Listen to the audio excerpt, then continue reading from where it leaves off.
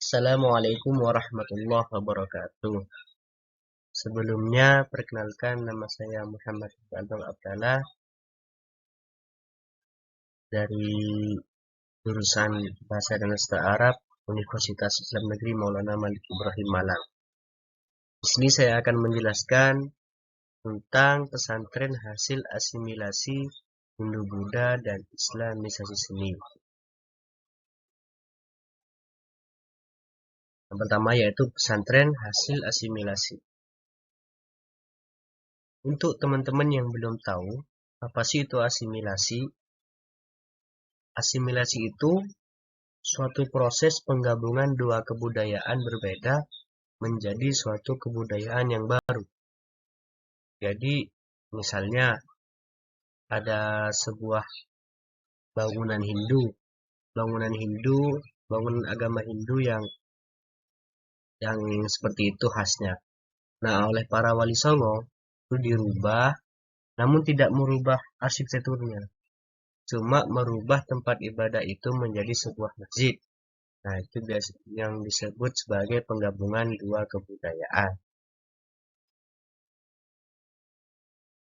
Untuk sejarah asimilasi pesantren, pesantren itu dulunya itu merupakan perguruan dari Siwa Buddha yang disebut dukuh. Kalau sekarang namanya pesantren, dulu namanya dukuh. Dukuh ini tempatnya untuk orang-orang itu mempelajari ilmu Hindu-Buddha, yang kelak mereka akan dicetak menjadi seorang pendeta atau pemuka-pemuka agama dari Hindu-Buddha tersebut. Sama seperti pesantren. Dan pesantren itu awalnya dulu namanya dukuh. Untuk kata santri sendiri, itu sebenarnya berasal dari kata sastri, yang berarti orang yang mempelajari kitab. Kitabnya itu namanya sastra. Jadi, kitabnya namanya sastra, yang mempelajari namanya sastri. Di dalam dukuh juga memiliki ajaran-ajaran. Nah, ajaran-ajaran yang dipraktekkan dalam pesantren, seperti kalau lewat di depan guru harus nunduk, tidak boleh harus cium tangan, dan lain sebagainya, itu sebenarnya adalah ajaran-ajaran dari dukuh. Kita pesantren itu cuma ya itu, asimilasi namanya. Nah, karena adanya itu, maka Wali Songo dapat memberikan Islam dengan baik melalui asimilasi. Perguruan dukuh diubah namanya menjadi pesantren, mempelajari agama-agama Islam, dan kelak akan dicetak menjadi kiai-kiai pemimpin agama Islam. Pesantren pertama di Indonesia. Pesantren pertama di Indonesia didirikan oleh Syekh Maulana Malik Ibrahim, tepatnya di Leren, Gresik. Tapi untuk pesantren tertua di Indonesia sampai sekarang itu dipegang oleh pesantren Sidogiri yang terletak di Pasuruan, didirikan oleh Said Sulaiman. Gak tahu sekarang pesantrennya Syekh Maulana Malik Ibrahim masih berdiri atau tidak. Nah, yang kedua, sekarang pembahasan tentang Islamisasi seni.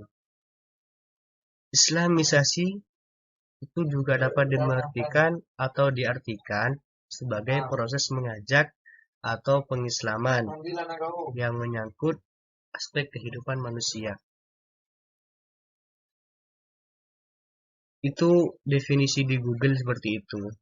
Lebih gampangnya, Islamisasi itu adalah sebuah dakwah. Dakwah kita untuk mengajak agama-agama yang non-Islam masuk ke agama Islam. Salah satunya dengan seni ini. Para wali songo manfaatkannya dengan seni-seni. Karena dulu zaman Hindu-Buddha, seni itu yang paling booming lah, paling viral gitu misalnya. Kenapa harus seni? Penyebaran Islam menggunakan seni merupakan sebuah strategi yang dilakukan oleh para wali sembilan atau yang kerap kali dikenal dengan sebutan wali songo. Ini alasannya tidak lain adalah dikarenakan budaya Hindu yang begitu melekat pada orang Indonesia zaman dahulu yang akhirnya membuat para wali songo tetap menghidupkan budaya namun diganti dengan nilai-nilai Islam. Seperti ya ceritanya Wali Songo, Sunan Kalijaga yang membuat wayang, terus membuat Kalimosodo itu. Syaratnya kalau melihat wayang harus membaca Kalimosodo atau 2 kalimat syahadat seperti itu. Itu merupakan dakwah-dakwah yang dilakukan oleh Wali Songo. Bukan cuma wayang, banyak seni-seni yang diajarkan oleh para Wali Songo. Nah, berikut ini Islamisasi seni yang diajarkan oleh para Wali Songo. Yang pertama, seni wayang. Pastinya kalau semuanya itu tahulah namanya seni wayang. Pasti kalau di pikiran pertama kalian, Wali Songo menyebarkan Islam melalui seni. Pasti pikiran pertama adalah seni wayang. Cerita wayang kulit diambil dari kitab Mahabharata dan Ramayana. Tahu kan yang di Antivil itu sepertinya. Ramayana, Mahabharata yang punya lima Pandawa. Perubahan diadakan, tapi sedikit sekali. Misalnya, perubahan nama-nama tokoh pahlawan Islam. Yang terkenal dengan wayang, dakwah dengan wayang itu adalah Sunan Kalijaga. Yang sangat mahir mempertunjukkan kesenian wayang kulit. Sunan Kalijaga yang paling terkenal karena Sunan Kalijaga ini termasuk mungkin salah satu atau satu-satunya ya, seorang wali yang keturunan Jawa asli. Yang lainnya keturunan dari Timur Tengah. Dan cuma wayang seperti yang saya sebutkan, ada juga seni tari dan musik gamelan. Pada upacara-upacara keagamaan dipertunjukkan tari-tarian tradisional. Tarian itu diiringi musik atau gamelan Jawa. Misalnya gamelan sekaten pada waktu upacara peringatan Maulid Nabi Muhammad SAW. Pada waktu Maulid Nabi ada gamelan-gamelan. Solawat-solawatan diiringi dengan gamelan.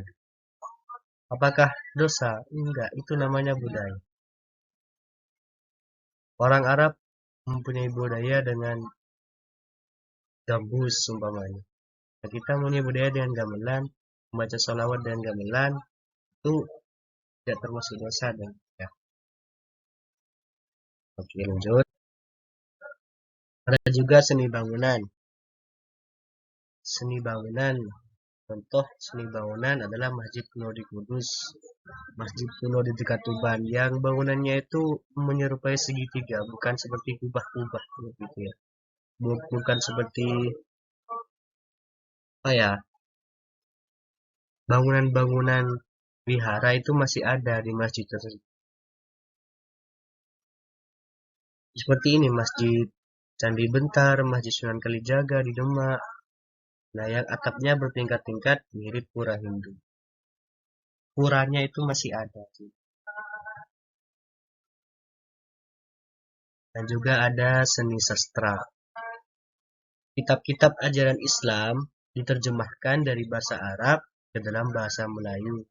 Dengan demikian, isinya mudah dipahami oleh rakyat.